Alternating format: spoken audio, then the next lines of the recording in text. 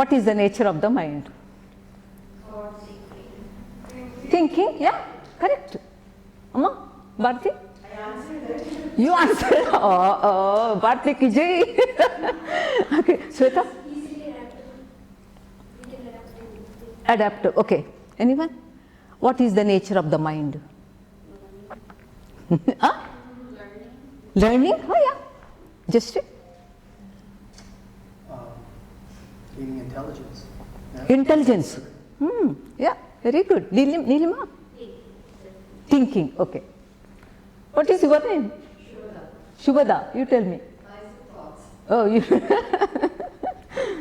But ancient wisdom is saying, body, mind is purified by friendship, compassion, kindness equally towards happy, unhappy, kind and unkind human beings.